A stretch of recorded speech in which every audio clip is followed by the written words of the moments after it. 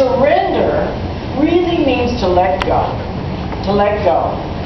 To yield to something greater. Most of the time, though, we are trained to think surrender means sacrifice, giving up. And especially during this Easter time when surrender looks like somebody hanging on a cross and going through great suffering and pain. So we kind of attach the whole idea of surrender as painful. But not so when you think about it. Surrendering is really yielding to a greater good, a greater expansion, a greater expression of our divine nature. So surrender can be a good thing. Surrender. Ernest Holmes says this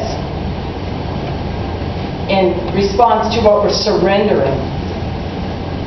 Christ is a universal idea or principle. Each one puts on the Christ to the degree that he or she surrenders a limited sense of life to the divine realization of wholeness and unity with God, with good, with spirit. As the human gives way to the divine in all people, they become the Christ. In the case of Jesus, there was such a surrendering of an isolated will that a greater incarnation of the divine actually took place. So we are called to surrender our limited conceptions, our limiting beliefs.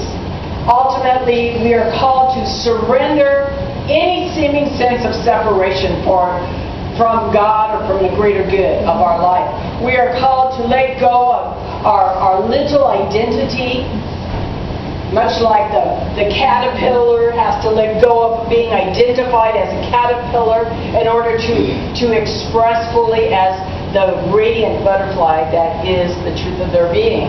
So we're called to surrender this idea of a self apart from God, of a little self, a limited idea.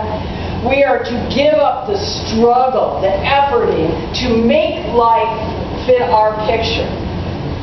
Quite often we think God has to meet the picture, fit the image of our idea of what God is, instead of knowing that we are made in the image and likeness and now the pure essence of God, and open up to the greater vision of what that is and allow that to unfold. So we will struggle, we'll effort, we'll try to fix things and manipulate the world of effects, trying to make our life fit our picture. It's kind of like the analogy of a thrashing, drowning man, is in the ocean trying to swim and doesn't know how to swim and is thrashing and gasping for air. And if at any moment that person would just let go, what would happen? Would float to the surface and be supported by the entire ocean, because our divine nature, who we are, who we've been created to be, is buoyant.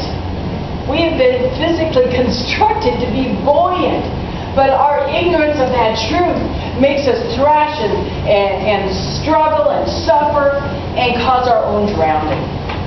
So surrender is really about letting go of the limited self, the little self, and opening up to the greater self. Einstein says you can never solve a problem at the level of problem that it was created out of. And what that means is we can never approach the situation, the circumstances of our life from the consciousness that has created them. What's required is for us to step back, to open up, to behold a greater truth. That's where the healing comes forth.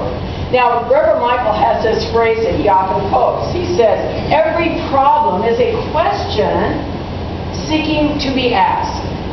And every question is an answer seeking to be revealed.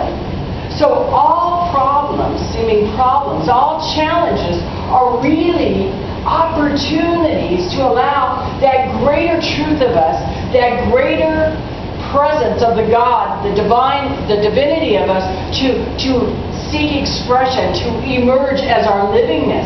So every problem or a challenge is that evolutionary impulse, that urge that bubbles up from within us that wants to express in a greater way, a more expanded way. So that is what really, truly surrender is about. Letting go of our fears and our constricted points of view and allow that greater evolutionary impulse to have its perfect expression as our life. Now, does this make sense?